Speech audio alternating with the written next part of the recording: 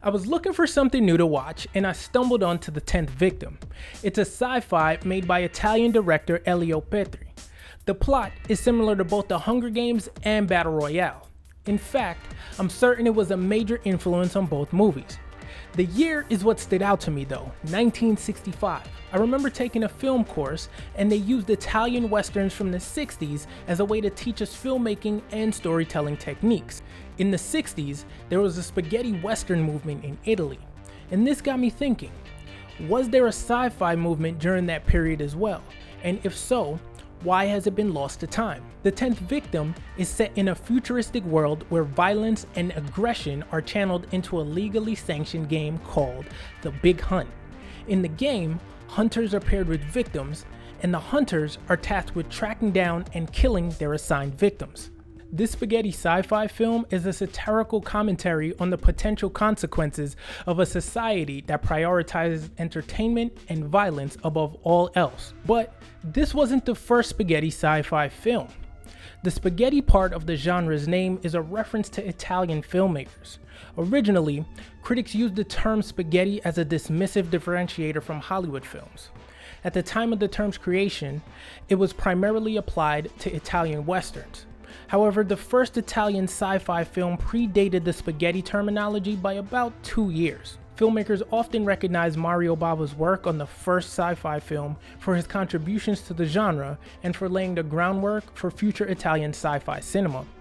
Bava used a number of creative techniques and tricks, developing a style that inspired a generation both in Italy and around the world. He was a true auteur. The first spaghetti sci-fi film was The Day the Sky Exploded. In the film, humanity faces an imminent threat from an asteroid cluster hurtling towards Earth. As the cluster gets closer, the stakes escalate, with scientists racing against time to calculate trajectories and military teams mobilizing to evacuate coastal regions. The looming disaster becomes a test of human ingenuity and resilience as McLaren proposes a bold and controversial solution, coordinating a global effort to launch nuclear missiles at the asteroid cluster. Sounds kinda like Deep Impact or Armageddon, doesn't it? The Day the Sky Exploded was directed by Paolo Huche. However, it doesn't appear that he directed another sci-fi film afterwards. It would seem to me that the true visionary behind this film was its co-director, Mario Bava. Bava was masterful in his ability to create spectacles with no money. One of the least thought about aspects by viewers, but actually very important for realism and believability, are props and set dressing. With no money for either of these, Bava essentially tricked the viewer by using colored lights and fog to fill the gaps. He literally used smoke and mirrors to make the world he created feel more real. In my research, it was revealed that his film Planet of the Vampires had a number of its creative elements, let's just say, borrowed by the movie Alien.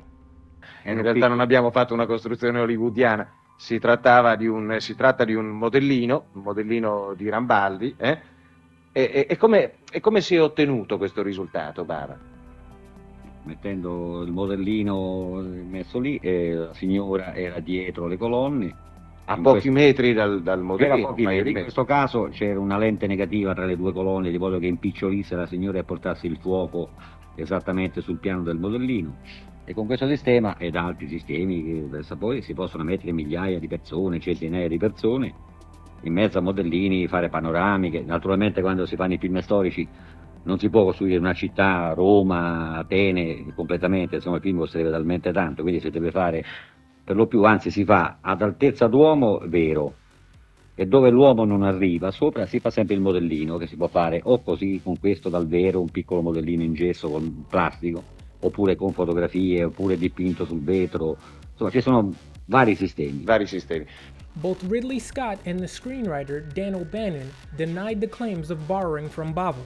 In 2019, J.W. Rinsler released The Making of Alien. It's a gorgeous end table book with tons of behind the scenes stories, photos, and interviews.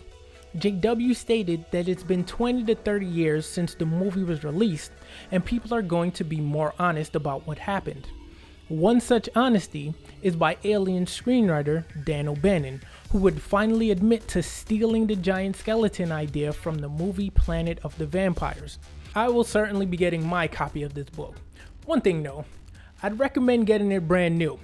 I purchased this Johnny Mnemonic screenplay used, and well, it came with some stains.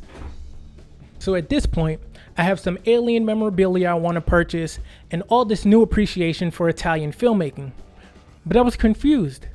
If these Italian sci-fi films and filmmakers were so influential, why aren't they referenced more? Why did my film class only teach about spaghetti westerns and omit the sci-fi? Why was this genre left in obscurity?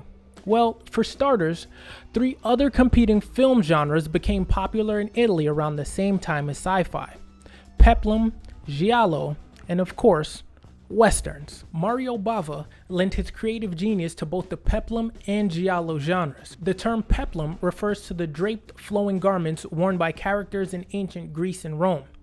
Peplum films are epic adventures set in ancient civilizations like Greece or Rome, often featuring heroic warriors and mythical figures. They're packed with action, including epic battles and feats of strength. The protagonists are typically heroic figures on quests or facing great challenges, and romantic subplots often add depth to the story. These films incorporate elements of mythology and feature lavish production designs, elaborate costumes, and impressive visual effects. The term giallo translates to yellow and refers to a cheap series of Italian paperback crime novels with yellow covers. Giallo films are captivating mysteries filled with twists and turns, often centered around serial killers or murder investigations. They delve into the psychological aspects of characters, heightening suspense. With stylish cinematography, vibrant colors, and innovative techniques, the intricate plots and unexpected twists keep viewers guessing until the end. By the time Bava entered the peplum genre, it was already well established. Notable directors such as Pietro Francisci with his Hercules series and Sergio Leone's The Colossus of Rhodes made significant contributions to peplum. But it was Bava's simultaneous work in giallo that changed everything.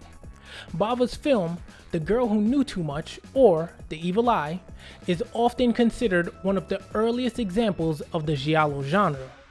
This film laid the groundwork for many of the stylistic and narrative elements that would become characteristic of giallo films. Many directors have credited Bava's work as having a profound influence on their styles, such as John Carpenter, Guillermo del Toro, Martin Scorsese, and Quentin Tarantino. Mario Bava became one of the first directors that I got to know by name because I saw Black Sabbath on late night television and would kind of look forward to seeing it pop up again. He's a great Italian horror filmmaker.